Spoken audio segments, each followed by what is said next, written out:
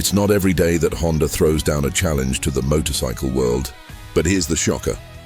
The brand just unveiled its very first high-performance electric bike, the WN7, and Honda claims it delivers the punch of a 600cc gas bike with the torque of a 1000. That's a bold statement. So here's the real question. Would you trade the scream of a traditional super sport for the silent thrust of an electric Honda? Let's unpack what this bike really is. The WN7 isn't a scooter or a commuter toy. It's a naked sport machine built from the ground up as Honda's first serious electric motorcycle. It comes with a fixed lithium-ion battery that delivers up to 130 kilometers of range. That's about 80 miles on a single charge. Using the EsseEsse9 standard fast charger, it can go from 20% to 80% in around 30 minutes. At home, depending on your setup, you're looking at under 3 hours for a full recharge. Those numbers might not beat a Tesla, but for motorcycles, they're competitive now. Honda says the WN7 feels like riding a 600cc bike in terms of power, but the torque delivery is more like what you'd get from a liter bike. That means explosive acceleration off the line, instant push with no waiting for the revs to climb. If you've ever tried a Zero SRF, you know what that instant torque feels like. But here's the catch. The Zero offers almost double the range with up to 187 miles in city riding. Harley's LiveWire One sits somewhere in between, promising around 146 miles in urban conditions. So yes, the WN7 has punch, but in terms of range, it's clearly behind the American-sold rivals. Still, this bike carries one huge advantage that neither Zero nor Harley can match: Honda's global reliability and dealership network.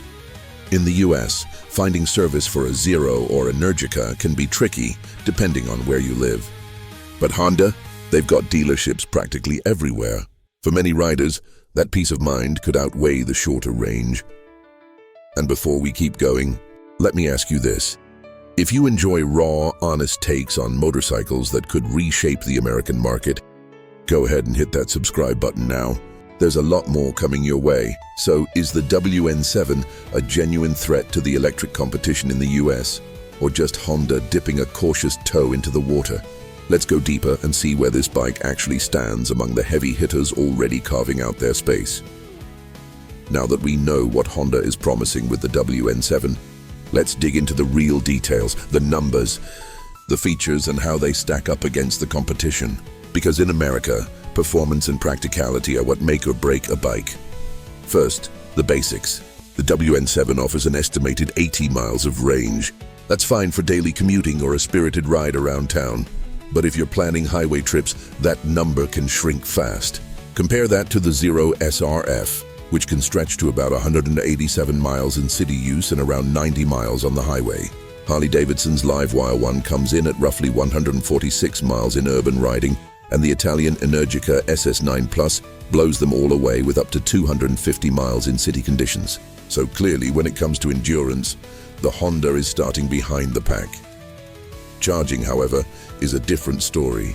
Thanks to the EsseEsse9 fast charge system, the WN7 can go from 20% to 80% in just about 30 minutes. That's very much in line with Harley's LiveWire and even beats some Zero models, which often take closer to an hour to reach a similar state of charge on a standard level 2 plug. And if you're at home, Honda says the WN7 can be fully topped off in under 3 hours, which is convenient if you're riding it mostly for daily use. But let's talk about what riders really care about: power and torque. Honda claims performance on par with a 600cc sport bike for horsepower, paired with torque that rivals a 1000cc liter bike. That's not something to shrug off. Riders who've tried the LiveWire know the thrill of instant torque. It rockets off the line. Energica takes it even further, but those bikes come with a heavier frame and a premium price tag. If Honda delivers what it's promising, the WN7 could offer a sweet spot. Strong acceleration without the intimidating weight of bigger electrics. Then there's technology. The WN7 comes with a 5-inch TFT display, fully integrated with Honda's RoadSync system.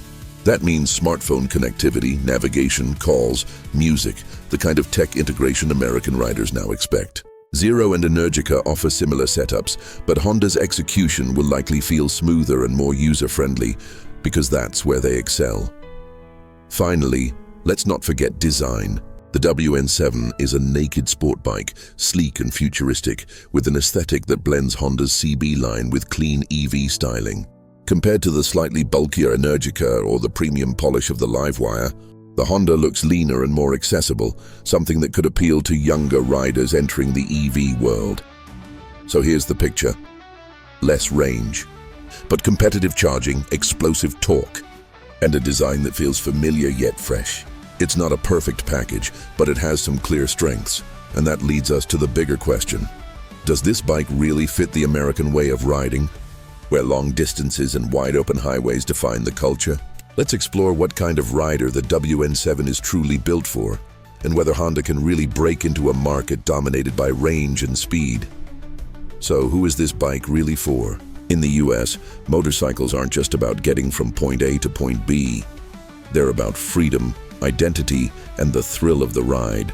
And that's where the WN7 draws a line in the sand.